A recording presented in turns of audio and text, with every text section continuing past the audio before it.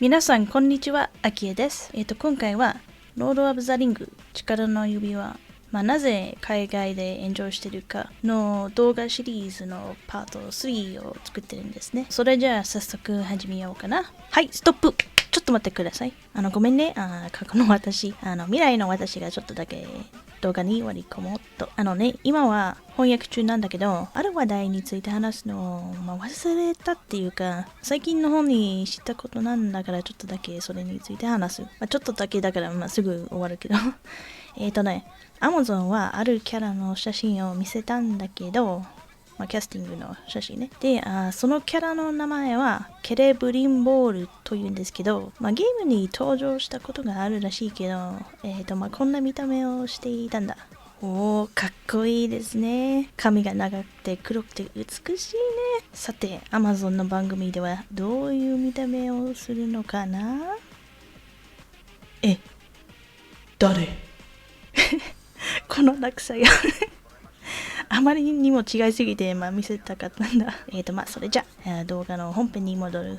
過去の私のターンですね。バイバイ。今回話す話題は、時系列、ガラドリエル、アマゾンが買った、使用許可、そして他の作品とのつながり。まずはね、この番組はどうやら舞台となっている自体は、中津国の第2期らしい。で、私は詳しくないけど、ファンがそれを聞くと、シルマリルの物語がとか、そういう反応したらしい。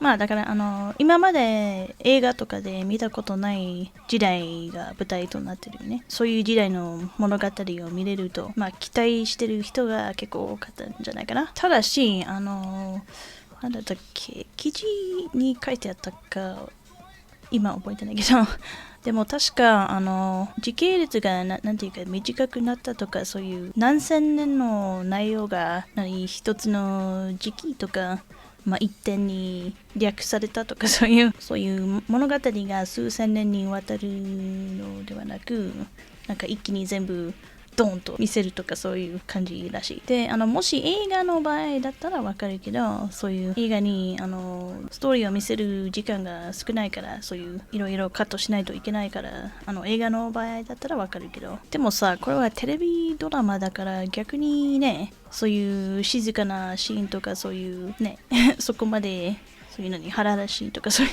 もっとゆっくり調べるとか、そういう時間がたっぷりあるんじゃないかな、そういうテレビの場合では。だからそういう重要なイベントを、好きなだけ時間をかけて見せることができるんだから、そういうところは短くしなくてもいいと思う。個人的にそう思うけど。で、ある人の、動画を見て、そういうストーリーが数千年にわたると、視聴者が最初で見たキャラとつながりを作るとか、そういうキャラを見たい気持ちを作る。でもいずれそういうキャラは、どんどん次々と死んでいくから、そういう番組を見る価値がなくなるとか、そういう考え方もあるでしょう。だから視聴者が興味をなくすかどうかの恐れがあって、おそらくその理由でそういう短くしたのかな。でもまた別の人の動画でそういう逆の話も聞いた。長い時期を渡っても興味をなくすことを防ぐ行動そういうのをできるとか、フラッシュバックのシーンを使ったりとか、あとエルフは不死身って感じだから、そういうエルフのキャラに集中すればすぐに死ぬ恐れはないから、そういう視聴者はそういうキャラと見たい気持ちにさせたりできるんじゃないかな。多分それの理由でガラドリエルがちょっと主人公っぽい感じだったよね、トレーラーで。で、別のやり方では番組の数エピソード5つとか、それぐらいのエピソードでそれぞれの重要なイベントを語るとか、そういうことができるんじゃないかな。そのやり方にすれば毎回、数エピソード以内で新しいキャラに紹介されたりするけど、同時にキャラになれる時間を与えるとか、そういう、あとはね、ホビットは第2期に重要っぽいことを全くしてないから、そもそもトールキンの物語、その時代に何も書いてないんじゃないかな。そういう何も重要なことをやってないから。で、ホビットは何もやってないのに、この時代で何もやってないのに、アマゾンがそういうホビットに似たような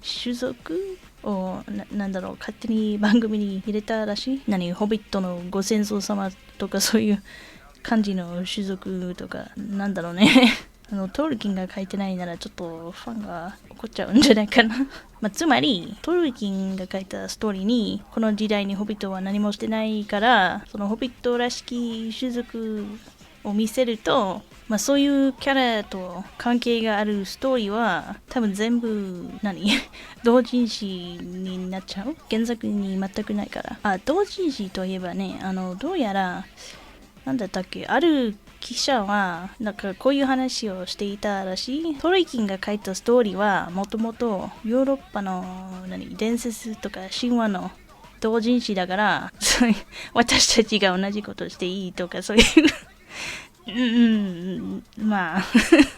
彼はきっと書いてほしかったねとかそういう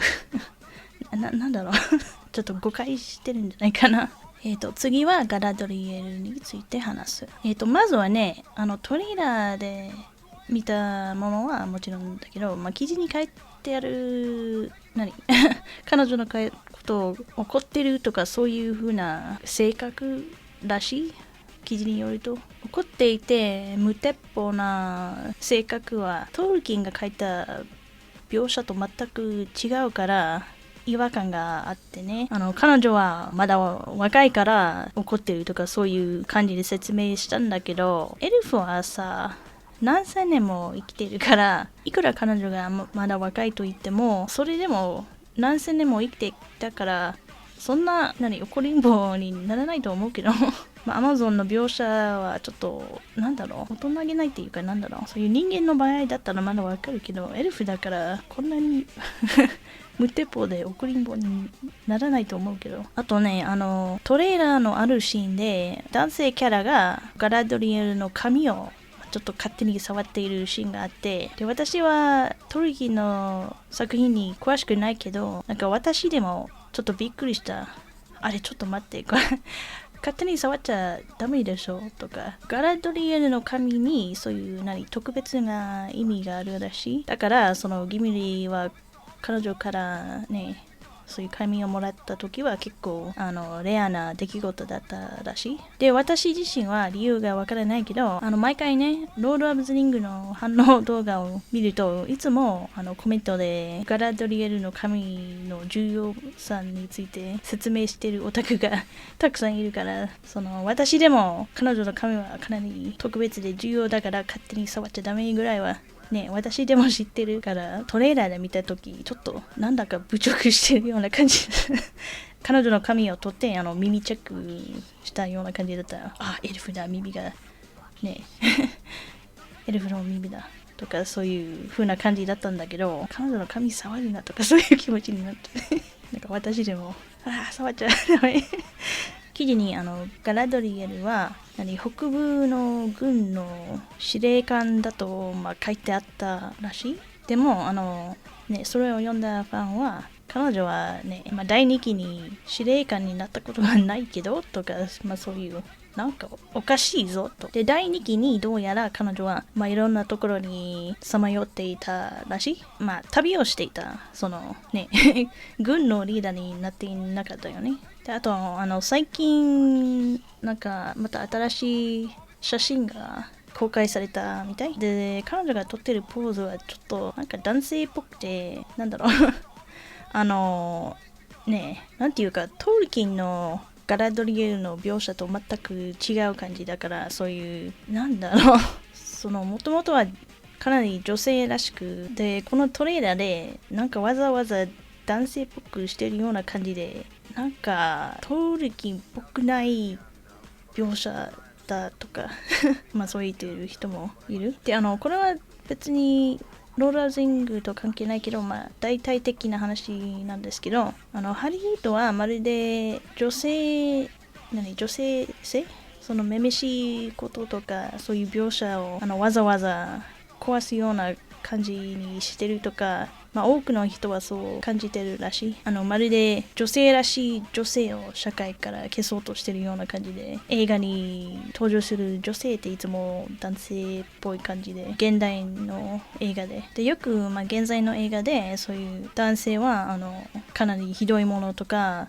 バカ者とか、気持ち悪いやつとか無能とか、そういう描写はよくあるけど、男性にどいてとかそういう風なメッセージ、あんたは出ていけとかそういうメッセージ押し付けてるような感じで、今はこの時代は女性がリードするべきだとか、そういう女性は男よりも強いとか、もし女性がリーダーだったら問題もないでしょうとか多分皆さんもうそういうハリウッドの映画を見たら、なんか50年間の映画を考えると、そういう描写が結構多いよね。でもその描写にちょっと矛盾があってね、男性とか男性らしいことはまるで悪いことだと見せているような感じで、恥を感じるべきだとかそういう風な描写で、そういう感じだけど、でも同時に理想の女性をそういう描写をするときに、なんかいつもね、彼女はいつも男性っぽい行動とか振る舞いとか態度をしてるから、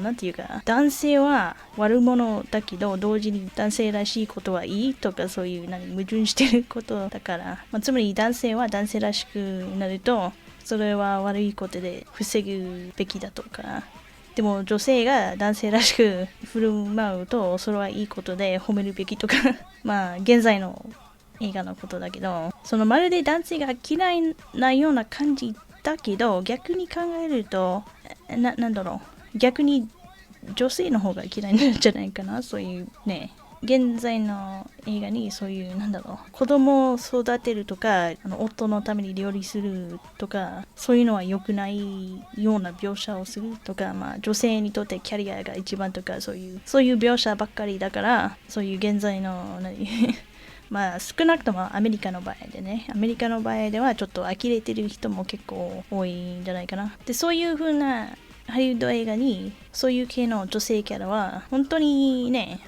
温かい笑顔を全く見せないで、なんだか偉そうなにやつく顔を作るとか、そういううざい顔をするとか、私も最近ジョニー・デップ対アンバー・ハードの裁判の動画シリーズを作っていて、いつもね、アンバー・ハードのにやついてる顔と似てるようなキャラを作るから、そういう視聴者がいつもうざっとかうざい顔をするからそういう怒ってる女性は理想だとか、そういう風な描写だから、本当にアメリカ人はそれに呆れてると思うから、もっと伝統的な描写に飢えてる。で多分これだけの理由じゃないと思うけど、これの理由で日本の漫画とかアニメが結構人気になってると思う。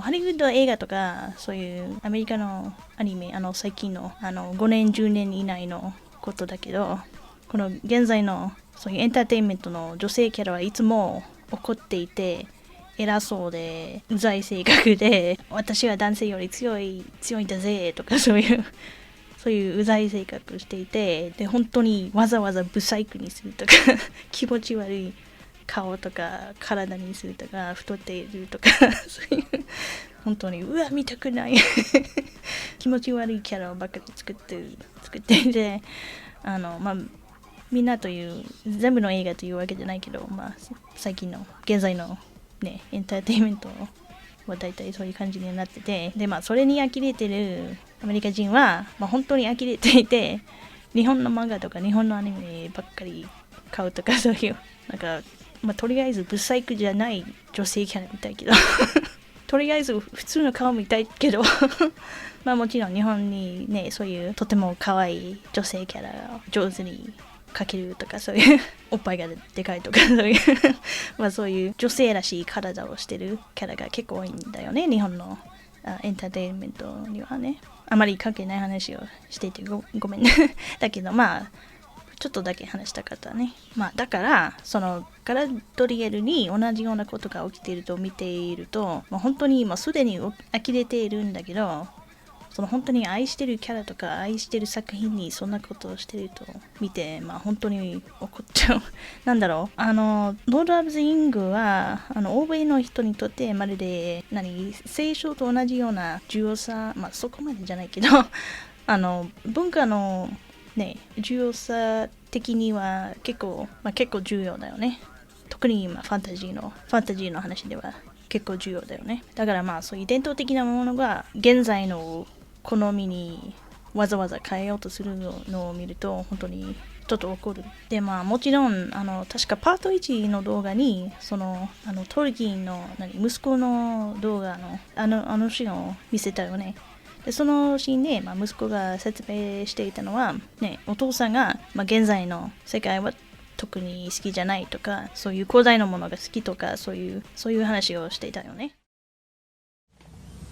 It will not be an ideal world. He wasn't interested in utopias. Far from it. But it will to inevitably, I think, be an archaic world in some aspects. And it's very well known, it's often said, he disliked the modern world. Of course, this is absolutely true. だからそのトルキンは、特に、中世ヨーロッパに、興味があったし、その文化がね、そういう専門学者だったから、そういう文化に興味があったし、多分その古代の世界の方が好きだから、彼の作品を使って勝手に自分の好みに合わせて現在のものを現在の描写を入れたりするのはかなり良くないと思う。もし勝手に描写を変えるなら逆にその古い方にした方がいいんじゃない？その中世ヨーロッパの文化を勉強して、そっちの方を入れたらいいんでしょ。そもそもストーリーに登場する種族とかそういう文化を変えちゃダメだと思うけど、変えるならそっちにしてほしいけど、そういう彼にとって大切にしていたことを、一番大事にするべきだと思う。次は使用許可について話します。アマゾンが買った使用許可はこれだけらしい。旅の仲間、2つの塔、王の帰還、追放編、そしてホビットの冒険だけ。他の本の使用許可をもらってない。例えばシルマリルの物語、わらざりし物語、中津国の歴史などの本、そっちの使用許可をもらってないらしい。番組の、舞台、元となっているものは追放編に書いてある第2期のことだけかな。で、本当かどうかわからないけど、トルキン一家から許可をもらわないといけないから、シルマリル物語の許可をもらえなかったらしい。で、番組を作ってもいいけど、第2期だけにするとか、そういう話とか噂を聞いたんだけど、個人的に本当かどうかよくわからないけど、そういう話を聞いて、つまり、まるでトールキン一家は、アマゾンがどうせめちゃくちゃにすると分かっていて、重要な物語を触ってほしくないからまるでそういう風な感じだったで、さらにピーター・ジャクソン版のそういう映画版のそっちの世界と全くつながっていないらしい。ファンの知っているロード・オブ・ザ・リングじゃない、全く別物になるらしい、その世界が。そのシルマリル物語の使用許可をもらってないから、さらに多分トールキンが書いた原作とあまりつながっていないんじゃないかな。私はシルマリル物語読んだことがないけど、私が聞いた話ではその第2期の多くはそのシルマリルの物語にあるので、それの使用許可はもらってないならどうやって第2期の番組を作るつもりなんでしょうかね。その第2期の内容はほとんど許可をもらってない本に書いてあるから、もう完全に同人誌じゃないそういうコメントをたくさん見たんだけど、そういう気持ちがあるらしいね。で、英語で同人誌はファンフィクションだと言うけど、多くの人はファンフィクションじゃなくてただのフィクションと言ってる。番組を作ってる人はどうせファンじゃないからただのフィクションと言ってる人も結構多いみたい。あと録音を始めた時に見せるのを忘れちゃったんだけど、今トレーラーの様子はこうなんですね。で、これは日本のトレーラーね。またこれがでこっちがUK のトレーラーね。5万ディスライクバッドボタンね。でこれがメイントレーラーね。1ミリオンこんな真っ赤な真っ赤になっててまあ楽しいことをする。この番組が公開する日に原作ピーター・ジャクソンのロード・オブ・ザ・リング3部作を見ましょうねロード・オブ・ザ・リングを前に見ていつでももう一回見られるよね。ありがとうトルキンピーター・ジャクソンどんだけコメントやバッドボタンを消してもトルキンが作ったものに何をしたか絶対覚えるからね。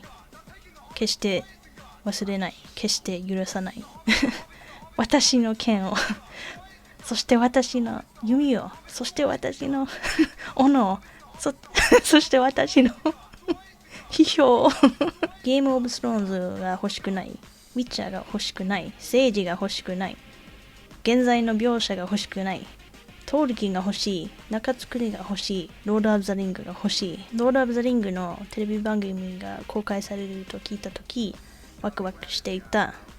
これのせいで希望が台無し番組が良くなる自信は全くない。皆さんが悪に立ち向かって本当に、そういうのを見れて光栄です皆さんに神の祝福を亡くなった母さんは本とピーター・ジャクソンのロード・オブ・ザ・リングが大好きだった。3部作の映画をまるで毎日見ていて最後まで見ていて、彼女が死にかけている時に彼女を笑顔にした。彼女はこの世界が大好きだった。彼女はもうこの化け物を見なくてよかったと思う。影に戻れ父さんこれでホビットの3部作映画3部作が傑作品に見れるほらね、これは同人誌ファンフィクションじゃない。作った人はどう見てもファンじゃないからこれアラゴルンがモールドルンなんて言うんだっけ、王の機関の映画にアラゴルンはね、戦えとシーン、フロドのためとかシーンのスピーチトルキンの息子よジャクソンの息子よ我が兄弟戦え立ち向かえトルキンのファンとにかく今回はこれで終わりなんじゃないかな。私の話パートがで、これからは他人の動画支援を使うので、使った動画のリンクを概要欄に貼るので、興味があったら、面白いと思ったらそっちの方の動画リンクをクリックして高評ボタンとかクリックしてくださいね。よろしくお願いします。それでは他人の動画を見せます。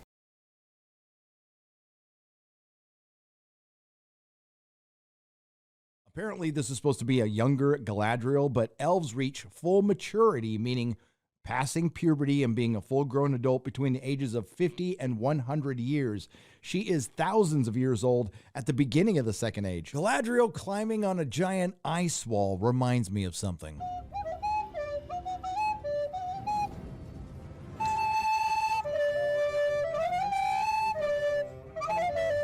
Now, if I'm judging this trailer objectively, it's generic at best. We know absolutely nothing about the story, and what we do know, we learned from the Vanity Fair article, which stated they are compressing 3,500 years, that's roughly how long the Second Age is, into, quote, one time period. What's one time period? A year, 2 years, 5 years? That's still too short.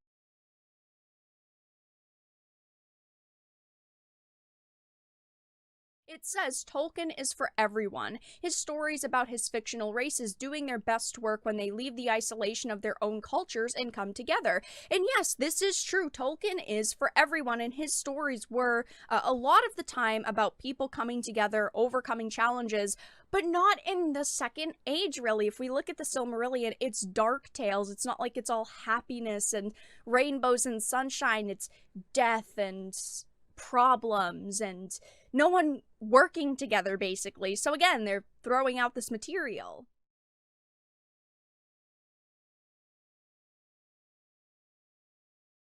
Now we're getting to what looks like a hobbit. here I gathered more information. This is a new character that they're making up completely, I believe, that is a half-root or something. It is an ancient precursor to the Hobbits. So this is going to kind of be a new thing because it specifically stated that the Hobbits are nobodies and they've done nothing of note in the Second Age. And so yet everybody is thinking, Lord of the Rings, there's got to be hobbits. And Amazon buys into that shit and says, okay, yeah, you're right. There does have to be hobbits. So they inject the precursors to the hobbits into the story. That's going to. So now I understand why, okay, we're starting to see some downvotes. These downvotes may be coming from the lore purists and the sanctity of the lore, right? Okay, because we're including hobbits now.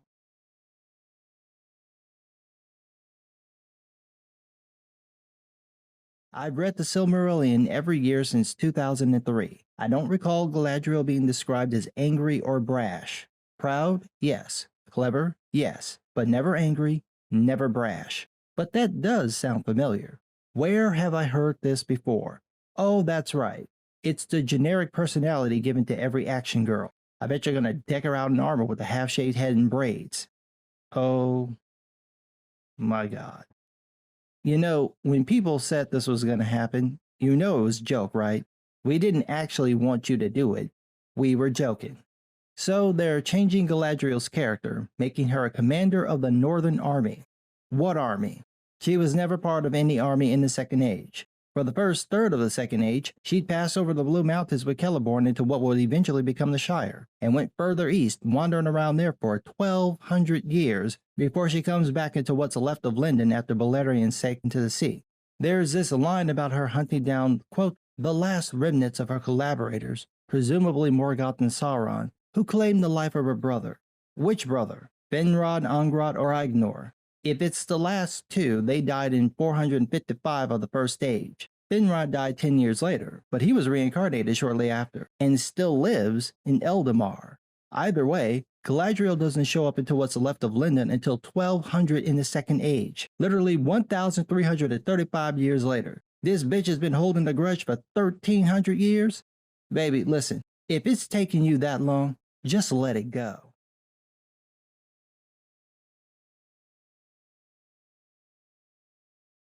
This whole thing, and to my knowledge, Galadriel has never donned a suit of armor, and this is where I get a bit frustrated because it's very common lately for characters, existing very feminine characters, to be, you know, defeminized a bit. And that's exactly what's going on here. Do I have a problem with like the tomboy vibe? No, I consider myself a tomboy.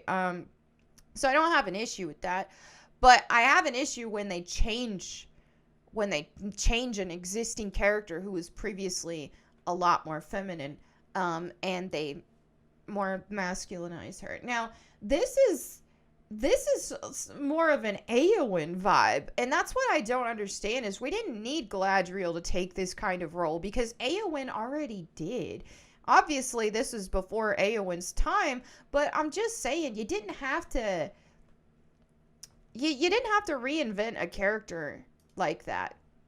And this is the thing: is her femininity is part of what made her powerful. And I'm so tired of this idea that women can't be powerful if they're feminine. That's just absolutely bogus.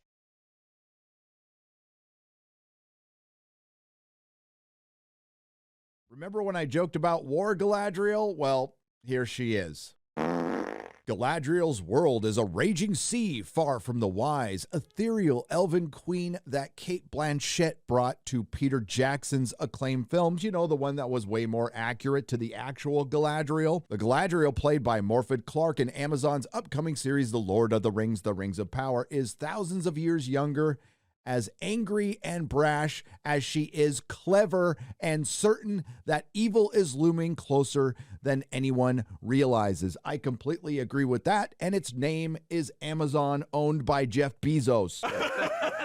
Just for a little context, Galadriel did not take part in any of the wars of the First Age and any of the battles of the Second Age. This is all new stuff.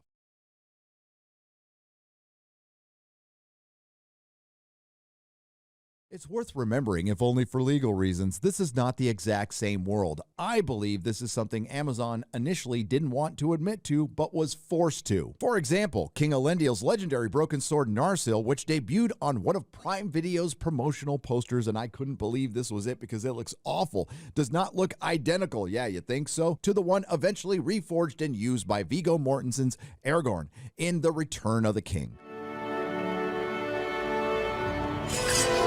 What exactly is the source material here? So what did Amazon buy? We have the rights solely to The Fellowship of the Ring, The Two Towers, The Return of the King, and the appendices and The Hobbit, Payne says, and that is it. We do not have the rights to the Silmarillion, Unfinished Tales, The History of Middle-earth, and any of the other books. That takes a huge chunk of lore off the table and has left Tolkien fans wondering how this duo plans to sell a Second Age story without access to those materials. There's a version of everything we need for the Second Age in the books that we have the rights to, as long as we're painting within those lines and not egregiously contradicting something we don't have the rights to. I would argue that's already happened, and just to give you an example of what they have the rights to as far as the Second Age is concerned, outside of some passing references in the three main books, this is Return of the King.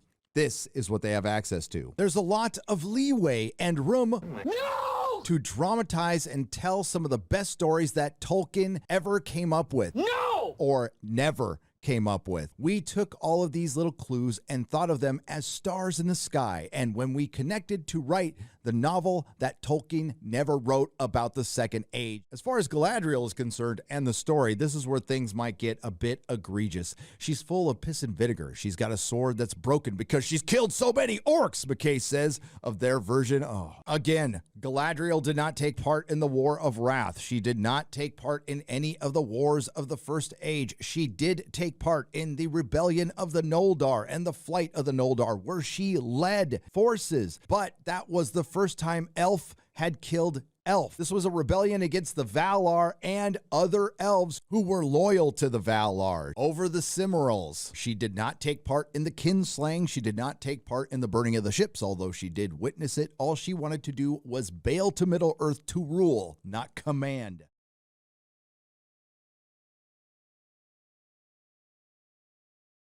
Amazon took a load of influencers down to London to see 20 minutes of footage and have a Q&A with the showrunners, and they may have waxed lyrical about how the showrunners' enthusiasm gave them confidence in the future, but now new marketing material is out, we get to compare perception to reality, and as they say, a picture is worth 1,000 words. I am convinced that they are the right people to adapt Tolkien's work. I am bought into their vision and dedication. The footage showed a level of craftsmanship and attention to detail which is unparalleled. It's a love letter to the professor. The scale and scope of this production is truly shining through. After meeting them, I feel the show is in very good hands. Absolutely felt like Middle-earth, for sure. I actually low-key hated the trailer, but after seeing all of this footage, I felt a lot better. The footage is visually in line with the Oscar-winning trilogy. This feels like a homecoming. The vibe is right. I was absolutely 100% blown away. I was beyond impressed. I had goosebumps. The visual aspect is very good, and it gives us an air of something already known, quite different from the trailer itself that was released months ago. After seeing the footage and chatting with the showrunners, my hype level has increased substantially. The footage was both exciting and impressive. I really liked what I saw. Everything is wonderful. I went back to Middle-earth. I was very happy with everything. This is without a doubt the greatest series of all time. What the We had 3 covers, each with their own bombshells, one of which was so bad, I wouldn't have even given it in as a homework assignment at school, and yet this is supposed to be a finished product. On a project worth this much money, I wouldn't have expected something so lazy and badly done, but here we are. But most of all, the worst one, I think, was this, because this really shows the contradiction in their own belief system. There's a strange thing in media at the moment about how all the male characters should be put down and humiliated, but simultaneously, all the female characters should act like men. I can't imagine living in a world where you seem to despise men, but also think that being male is the pinnacle of human behavior, and so that is why all women should do it. For some reason, we can't have femininity anymore. No, we've got to have type Bs. That is how you end up with this as presumably what they thought as a power pose. Why? Because that's how men sit. It's not how women sit, but it is how a type B sits. We must ignore that there are biological reasons why men sit like that, because they've got really sensitive external dangly bits, and type Bs don't. There's literally not a single reason to sit like that, unless you're trying to imitate a man. But the best bit is that the showrunners clearly understand that there are different societal messages given out by body language across the sexes. So for a man, it just means you've got dangly bits, but for a woman, you come across as a lady of disrepute. Or if that doesn't translate internationally, it means you look like a bit of a whore. And the showrunners clearly understood the difference. Why? Because they had to cover up. Because at some point, the photographer made her do the pose and thought, oh no, we can't have her do that. She's going to be winking at the audience. We better get some chainmail on her to cover her up. The fact that you had to cover up means that you knew there was something inherently wrong with the pose, and yet you decided to do it anyway. Why? Because you see femininity as a weakness. That's why in the original Lord of the Rings trilogy, we had this. Whereas now, we've got this. Which way, Western man? And that's even without the slogan that says, don't expect the same Galadriel, which is weird, considering there's only one Galadriel. If it's not the same Galadriel, then it's not Galadriel. It just means you've put a name onto a new character that you've fabricated out of thin air. Congratulations.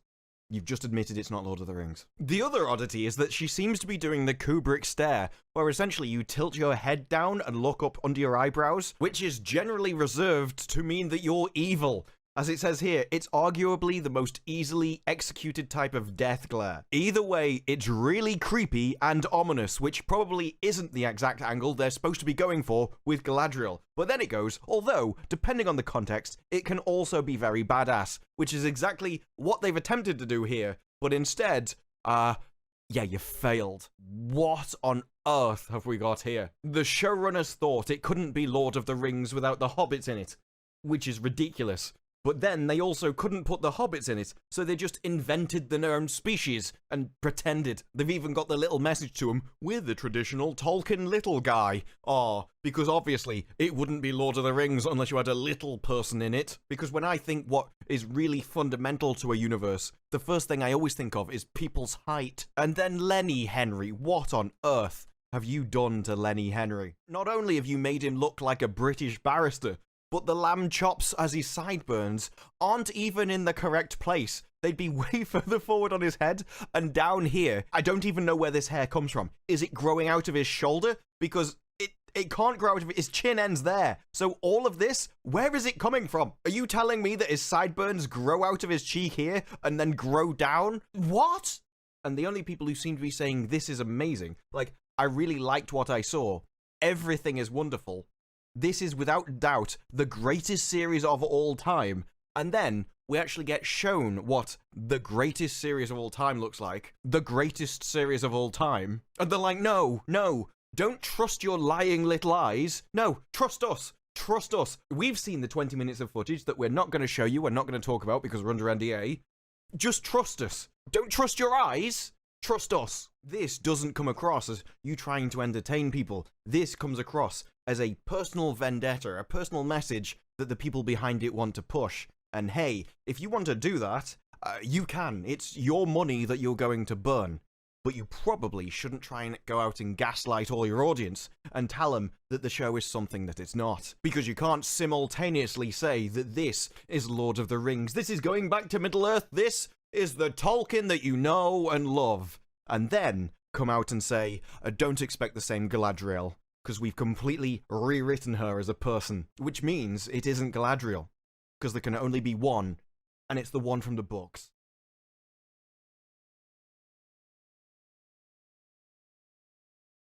Doing a prequel to Lord of the Rings outside of his core established work was always going to be difficult. But there's one thing that could make it even more difficult for anyone to actually pull off, and that is if you don't actually own the rights to do it. Yes, all the main stories that are around there just don't exist in your universe anymore because you can't actually talk about them. The Rings of Power showrunners admit they don't have the rights to the Silmarillion or the Unfinished Tales, and that's where it comes from here in this Vanity Fair article. So Vanity Fair asks, what exactly is the source material to your show? And Amazon say, we have the rights solely to The Fellowship of the Ring, The Two Towers, The Return of the King, the appendices, which is a significant part of it, and The Hobbit. And that's it. We don't have the rights to The Silmarillion, Unfinished Tales, The History of Middle-earth, or any of those other books.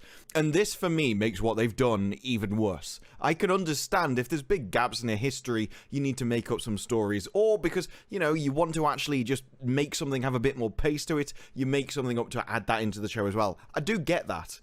But if you're going to be making up like 98% of the source material anyway, simply because you don't have any rights to it, then that 2% becomes even more important, doesn't it? Because you're making a show which is supposed to feel like Lord of the Rings, and yet you're not even bringing much Lord of the Rings into your show. So the only things you have are the atmosphere, the environment, and the few characters which you actually have the right to put in. And yet they're changing them as well. That's why when they say this takes a huge chunk of lore off the table and has left Tolkien fans wondering how this duo plans to tell the Second Age without access to those materials. And they replied, there's a version of everything we need in the Second Age and the books that we have the rights to. Everything they need. Need for what? Need to tell their story. Not Tolkien's story. They make that very clear later on. No, this is to tell theirs. This is why they'll change anything. Because it's important. It needs to look like the world around us. Why would it need to feel like Lord of the Rings? When it already isn't. There's no Lord of the Rings in this because it's not based on anything. This to me really explains the arrogance of how they treated the show. How it doesn't seem like Lord of the Rings is very important for it. You know why?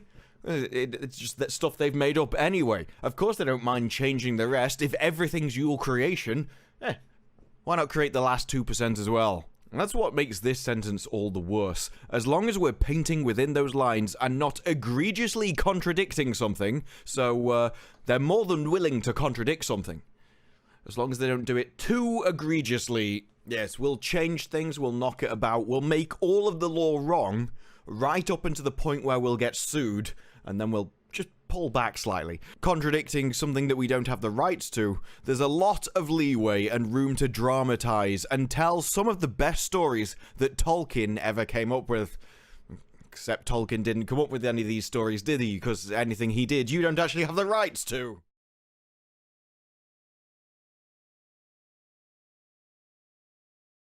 This article states, one wonders why in the world someone would endeavour to bring to live action the Second Age when you don't have the rights to the key materials that document the Second Age. Yeah, precisely. Right, but McKay, his response is the biggest drivel I've seen. There's a version of everything we need for the Second Age in the books we have the rights to. Just note that wording. There's a version of everything we need for the Second Age in the books we have the rights to. So, yeah, that is exactly the reason why there's lots of differences. Because there's a version of it. Oh, you want, female dwarfs? Well, we'll just remove their beards. Oh, you want to see, young Elrond? Well, he's not going to be the Elrond you know. Because we've got to make him different to the books we don't have the rights to. Remember? It's all about the rights. And if that's the case, why did you even make him in the first place? Why? And why did you give it the big I am by saying, we think we could... Basically, they said that we think that they could make the book that Tolkien couldn't make. Yeah, all right. You're high or something.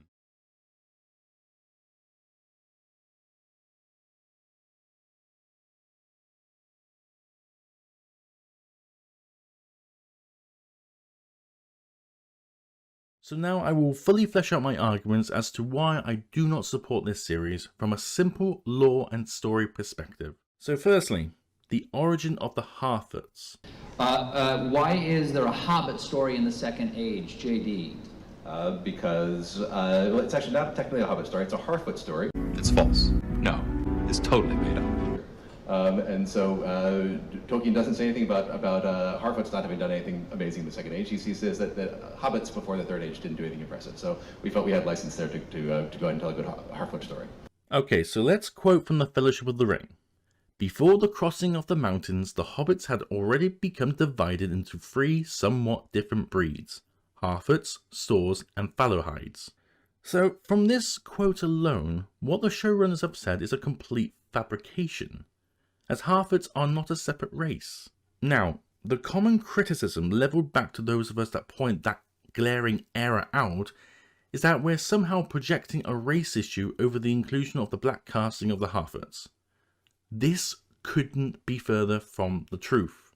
As the book continues to say, the Harfoots were browner of skin, smaller and shorter. They were beardless and bootless. Their hands and feet were neat and nimble, and they preferred highlands and hillsides. One could reasonably interpret that as it describes Harfoots being browner of skin, you could have those of a similar complexion play these characters. That is not and never has been an issue. The issue is the loose interpretation surrounding the word Harfoot. As J.D. Payne had said, Tolkien doesn't say anything about Harfoots not having done anything amazing in the Second Age. He says that hobbits before the Third Age didn't do anything impressive. So we felt we had license there to go ahead and tell a good Harfoot story. Harfoots are a breed of hobbit. That means regardless of any other name attached, as in Harfoots, Stores, or Fallowhides, it is hobbits that you are portraying on screen. So this indicates to me a deliberate and perhaps even arguably malicious attempt at distorting Tolkien's text. But if this is not enough to convince you, then maybe Christopher Tolkien can convince you. This is what he had to say from compiling his father's notes. Quote, according to accounts compiled in the Shire, the hobbits, though in one original race, became divided in remote antiquity into 3 somewhat different breeds: Stores, Harfoots, and Fallowhides. The term breed in the literary context that Tolkien, by Tolkien I mean both the father and the son, is referring to, is the same as it being a different culture within humanity. Just as an African tribe would have differences in their culture and way of life, as well as perhaps some differences in appearance to a European of the same age or gender, they are both part of the human race. They are not separate races. Harfoots, Stores, and Fallowhides are all one race, the Hobbits. And as a little side note, this does draw some questions about people's use of the term racism, when clearly that is not an accurate word to use, but of course I digress. Okay, so the storyline the writers are using, despite the claim they have access to 10,000 years of Middle-earth history, are all detailed more or less entirely in the books The Silmarillion and Unfinished Tales. These are 2 books they do not have legal rights to use. Amazon have access to 10,000 years of bullet point detailed points in the appendices in The Lord of the Rings, which neglect vital story points as well as terminology, language, and nuance. The appendices were designed as an encyclopedia for readers, so they could see a timeline of events that eventually reached the Third Age stories. Such missing details are now evident in the information we know about the Rings of Power show, including the new trailer. The best example of this is a character called Halbrand that they're including. He is one such fake character the showrunners have and is not here simply to further a story, but is a substitute for a real character. Whom might you ask? Well, the main premise surrounding the fall of Numenor is that Sauron is on the island of Numenor and has been corrupting the men of the island to his advantage. Now by men that means men and women, that's just the race called men. He does this in his pleasing form known as Anatar, the Lord of Gifts, a being with the appearance of an elf. Please remember that. So spoilers, but Halbrand in this series is Sauron, or more specifically, a substitute for Anatar. So why is he a substitute for Anatar? Why can't I just use him? Because the name Anatar does not appear in the entirety of the Lord of the Rings appendices. Not at all. Only the name Sauron when it lists the events surrounding Numenor. So they've had to make a character that fits, except a couple of details. The reason Anatar was in an elf shape was his first task was to deceive the elves of Eregion in forging the Rings of Power. Why would he be in the shape of a man? Would elves be as trusting to him if he was a man? No. So this indicates to me the events surrounding the forging of the Rings of Power will be altered as well. If Anatar doesn't exist, how did these events happen?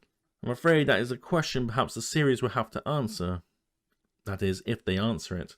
If you do not have the right to a certain story, well, here's a thought. Don't do that story. You yourself have said you have 10,000 years to play with, so you didn't need to do a story that's already written in another book that you do not have access to. But finally we come to the star of the series. We have the depiction of Galadriel, as well as her consequential meeting with Tarmiriel and the image from the trailer of using the Palantiri. Being consistent with the other trailers, Galadriel has been depicted as a solo warrior riding to fight orcs and other manner creatures while wearing armor and sword. I have previously stated why this is a total fabrication. So during the Second Age, where this show is depicted, and up until the ending of the Third Age, Tolkien describes Galadriel as a penitent. For those who do not know, a penitent is someone who is, and I quote, a person who is performing a formal religious act to show that they are sorry for something they have done. Tolkien also states in his letters that firstly, Galadriel is inspired by the Catholic personification of the Virgin Mary. Now if you want a reference for this takes place in letters number 43, 142, 213, 250, 267, 297 and 320. And now I'm going to quote from letter 142 in which Tolkien is replying to an enquiry about Galadriel. I think I know exactly what you mean by the Order of Grace, and of course by your reference to Our Lady, this lady being Mary, upon which all my own small perception of beauty both in majesty and simplicity is founded. The Lord of the Rings is of course a fundamentally religious and Catholic work, unconsciously so at first, but consciously in the revision. If you were to combine this letter with, say, letter 320, which states, I think it is true that I owe much of this character to Christian and Catholic teaching and imagination about Mary, but actually Galadriel was a penitent, in her youth a leader in the rebellion against the Valar. At the end of the First Age she proudly refused forgiveness or permission to return. She was pardoned because of her resistance to the final and overwhelming temptation to take the ring for herself. This information means that Galadriel would not be a warrior as depicted in the Rings of Power. She is inspired by the Virgin Mary, and to be inspired by the Virgin Mary is to be inspired by something uncommon and higher than the ordinary man. Galadriel has abilities and powers that make the wearing of armor and sword superfluous. Furthermore, if you combine her refusal to return to Valinor and becoming a penitent from Tolkien's letters with this extract in the Unfinished Tales, we see the reasoning why armor is not only impractical, but morally wrong for her character. Galadriel, despairing now of Valinor and horrified by the violence and cruelty of Fëanor, set sail into the darkness without waiting for Manwë's leave. She was horrified by the violence and cruelty. She regrets her actions in this war and seeks to repent, and does so during the next 2 ages of Middle-earth after the first. Why would this character that is inspired by the purest of saints, that abhors violence, is repentant, get involved in battles on horseback with sword and armor? Even if you were to overlook the Catholic references, she is still a high elf with godlike power. Sword and shield do not matter and would be useless. She is beyond such common things as battles. You have been told many lies of Middle-earth. This seems to be a common trend in the trailers, alluding to things that have come before that no longer matter. Let's look at the previous trailer that stated, The past is with us all. The past is dead. We either move forward or we die with it. Now, you are free to disagree with this statement, but as I see it, due to the drastic changes they have made to the lore, and in a lot of cases just plainly ignored it completely, phrases and clips such as this send a particular impression of disrespect, not only to Tolkien's writings, but to the films of Peter Jackson, a man who actually brought Tolkien to life in a way that inspired others to go and read the actual books, despite the differences in those films.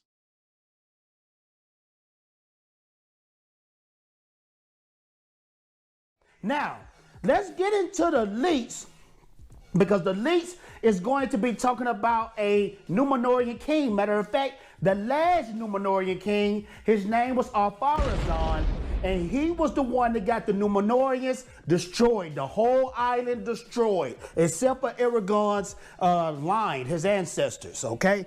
Now, Pharazôn, he was a very evil Numenorian king. He was very evil. He wanted to be like the Valar. He wanted to go to the Undying Lands. The Undying Lands is where Gandalf, Bilbo, and Frodo went at the end of the Lord of the Rings.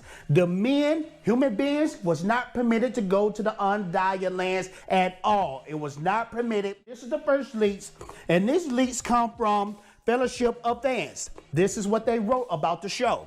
It said exclusive.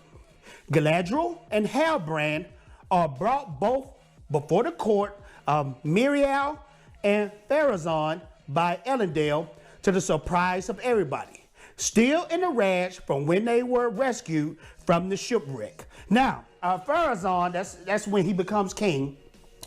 He actually married his cousin named Miriel. And the thing about her, she was the rightful heir of the Numenorian line of kings and queens. They had queens that ruled. But let's see where Amazon takes us with this. And of course, we know Elendil is the father of Isildur, which is a ancestor of Aragorn as well. So let's continue reading. It said, tense introduction follows, verbal standoffs between Galadriel, Miriel, and Pharazôn, where Galadriel proclaims her lineage. It's Halbrand who tries to act as the consolatory one and keeps Galadriel's rage in check. Now, I want to tell you guys right here, right now, that is not in the books at all. Not at all. Never happened. Galadriel never been in a shipwreck. She never been caught by the Numenorians. Let's keep going. 3 out of 5. They're both then march off to their quarters or jail, unconfirmed, by guards, during which time Halbrand secretly gets a dagger from Elendil. This is where Galadriel fights off guards, not when she arrives to Numenor. This never happened in the books. So what leads me to believe is that this show is creating their own lore now. This is totally different from Tolkien. This is not Lord of the Rings. This is not Middle-earth. This is not Silmarillions. This is not Second Age, First Age, anything. Amazon made this up on their own. Let's continue. It says in the trailer, the Numenorians are saving Galadriel and Halbrand from the shipwreck. During their voyage to Numenor, all three, Elendil, Halbrand, and Galadriel, become closer. In season 1, and they're talking about Pharazôn right here. It says in season 1, he will be Miriel's chief advisor and will unexpectedly defer to Miriel's seniority. But for the most part, he acted like he was in charge, but not a king. Again, that contradicts what Tolkien wrote in the books. Pharazôn was a warrior, and he became a warrior amongst the Numenorians. He became a warrior leader. And he got to the point where he had all his wealth and fame, and when his father died, all the Numenorians was looking at him as a great leader. So he took his cousin Miriel, married her by force, and it made him become the High King of Numenor. He explained, we have the right solely to the Fellowship of Ring, the Two Towers, the Return of the King, the Appendices, and the Hobbit. And that is it. We do not have the rights to the Silmarillions, the Unfinished Tales, the History of Middle-earth, or any of those other books. If you don't have the rights to those books, how are you using these characters? That story that I told you guys about, where Pharazôn took Miriel as his queen by force, is actually from the Silmarillions. Now, they promised that they could not take from the other books. They didn't take from the First Age and the Second Age, the Unfinished Tales, none of those joints. So what are they doing? I'll tell you what you guys are doing. They are creating their own lore. Because now, since they bought the rights, they feel like they can do anything to these characters. It's kind of similar to what happened in Star Wars with The Last Jedi. Before The Last Jedi, you had a ton of these EU books where you had lore with Luke Skywalker And when Disney got a hold of it, they changed Luke Skywalker lore. They made him angry. They made him a killer for no reason, or a wannabe killer. And that wasn't Luke Skywalker at all. He was all about hope. He wanted to help his father, even though his father had murdered a ton of people in the universe. And this looked like this is what Amazon is going to do. Amazon is going to change all these characters. They're going to change the lore, and people are going to go off on them because this show is going to be absolutely whack.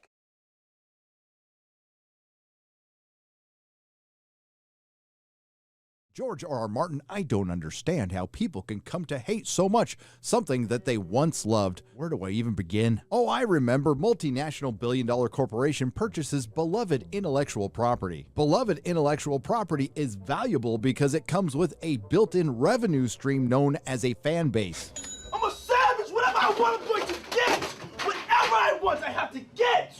Disconnected elites who run multinational billion-dollar corporation hire subpar activist talent who hitch their political wagons onto something more popular because they can't create it on their own. Suddenly, the thing you know better than this activist talent and the disassociated elitists who run the multi-billion-dollar corporation start using language like, the thing you love needs to appeal to a larger global audience. The thing you love needs to reflect the world of today. The thing you love won't be the thing you love that you remember. The thing you love needs to be more accessible and relatable. You respond by saying the thing we love has always appealed to a giant global audience, has always been relatable and accessible. It's always been the thing we remember because we know it better than you do. We're the ones who made the thing we love worth the hundreds of millions of dollars that you paid to get it. Then the detached elites who run the multi-billion-dollar corporation, along with the subpar hack activist creatives, along with the adult pretenders, call you a bigot. Then the thing you love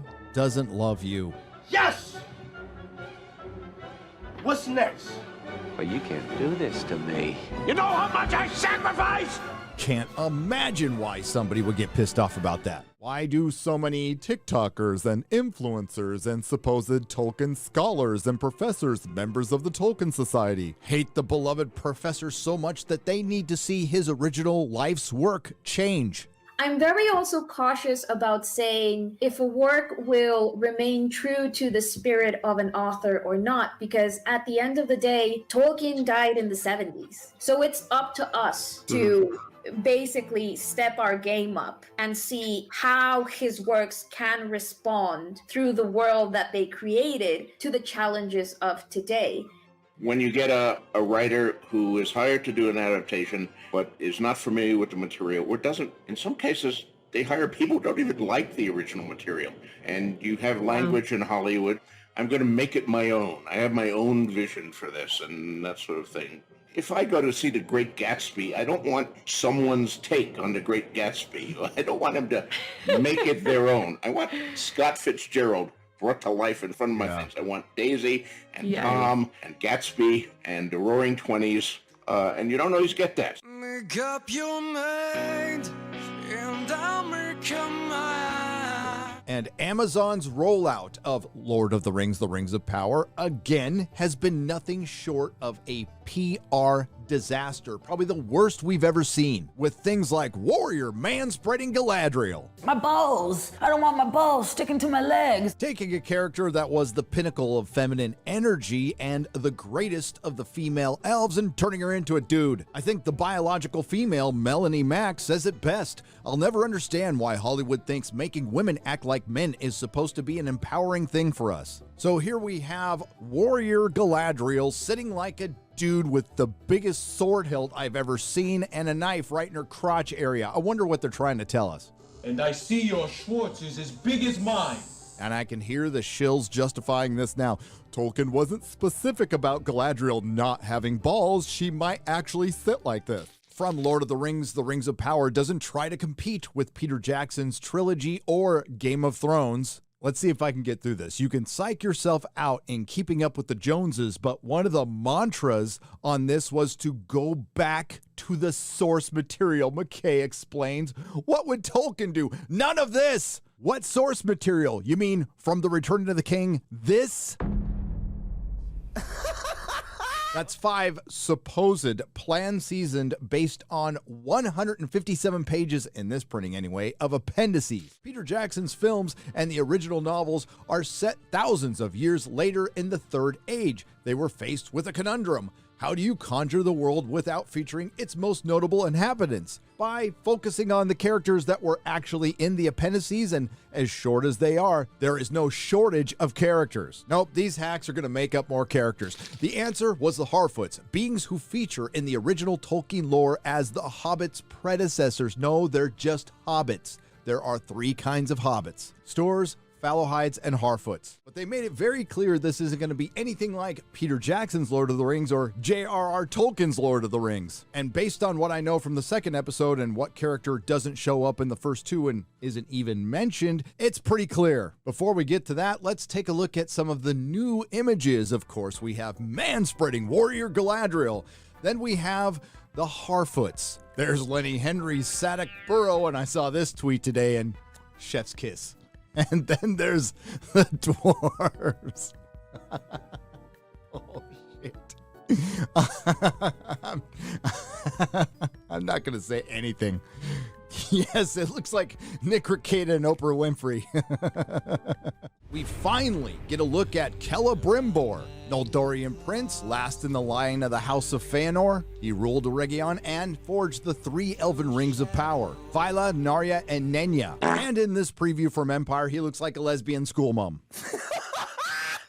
Meet the Lord of the Rings of Power's pivotal elf, Celebrimbor. He's an elven smith who was manipulated into helping create the Rings of Power. We're excited to be bringing him to Middle-earth. He's very mysterious. The character comes directly from Tolkien's extensive legendarium, the one Amazon largely doesn't have the rights to, and has been brought to the screen before, if not so faithfully, in the Shadow of Mordor and in the Shadow of War video games. And this is supposed to be faithful? Why don't the elves have long hair? Why don't they look ethereal? Why do they look so human? Well, according to showrunner Patrick McKay, we have Hobbit adjacent, and now we have elf adjacent. But the show clearly isn't even going to be Tolkien adjacent. No, we're not done with Empire yet. Morfydd Clark on The Lord of the Rings of Power's warrior Galadriel. She still has a lot to learn. That sense of outdoorsiness, what the hell are we doing to our language, hints at a more active incarnation of Galadriel, warrior Galadriel, one who, according to the actor, still has a lot to learn even after thousands of years. Through the course of the show, I had to find that balance between someone who has got an element of the eternal but hasn't yet seen it all in thousands of years. Don't expect the same character that you meet later on. Well, if you've read Tolkien, I wouldn't expect anything to be the same, including warrior Galadriel. But we do have confirmation of one thing. Celeborn, Galadriel's husband, the man who traveled with Galadriel to Lindon at the beginning of the Second Age, according to Tolkien, isn't mentioned at all in the first 2 episodes. For every mystery, there is someone somewhere who knows the truth. Perhaps that someone was watching. Have you seen this elf? And might not pop up for most of the series, which leads me to believe one of 2 things. Celeborn's either going to be greatly diminished or dead.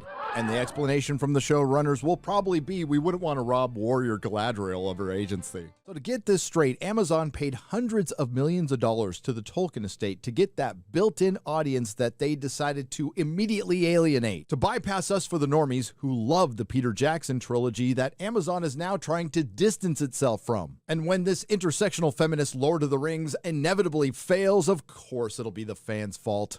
Again, I would love nothing more than to cover a good Lord of the Rings series on this channel. It would be great, but that's not going to happen. So instead, I'm going to break out my popcorn and kick back and watch possibly the biggest flop in history. If you like what you heard, please like, share, and subscribe. If you didn't like what you heard, I thank you for listening this long. I will see you in the next video.